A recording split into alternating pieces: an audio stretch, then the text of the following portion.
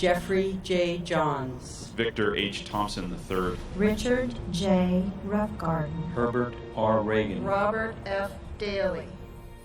Today we're beginning the reading of the 58,282 names on the wall.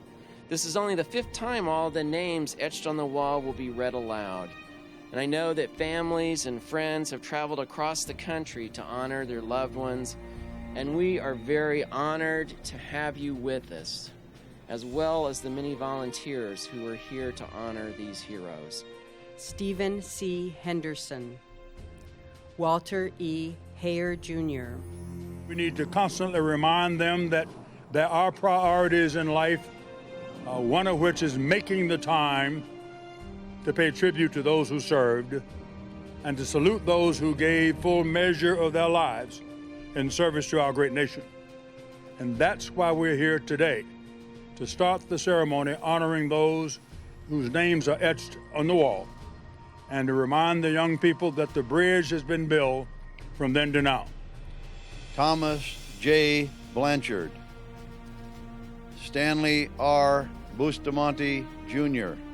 So when we hear those names, and as they are read, we connect them to their communities, to their families, to their people. Yes, their sacrifices. Yes, to what might have been.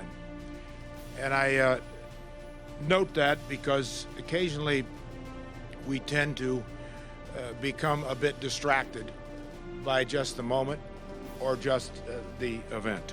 John J. Roden, Roy R. Whiteside.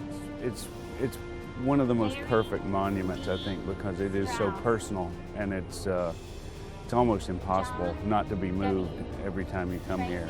And I always am. I'm always just the weight of it, and the listing of the names is just, it's crushing to me. Samuel Ferguson, Peter J. Frederick.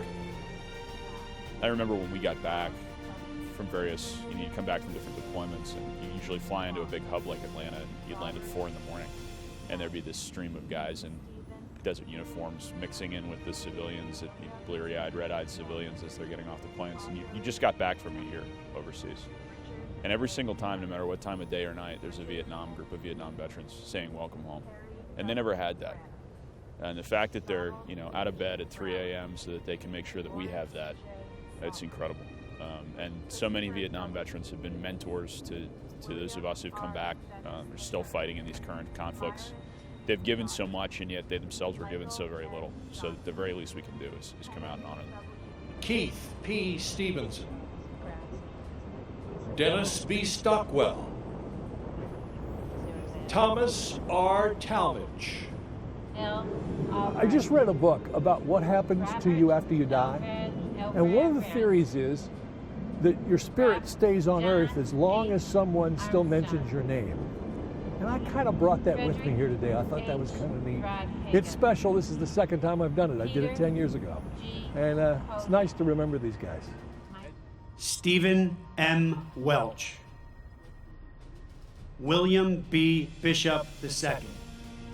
Well, I mean, the armed forces are the backbone of this country, and they need to be recognized. And if I wasn't an actor, I probably would have been in the armed forces, And I feel like I have been, sort of, given all the, the roles I've played. Wilford L. Donahoe, William L. Erickson, Jr.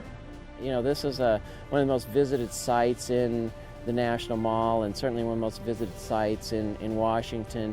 And even people who don't have a direct connection to Vietnam still are, as they reach their hands across the words, are deeply moved by the experience. Robert E. Schmitz, James B.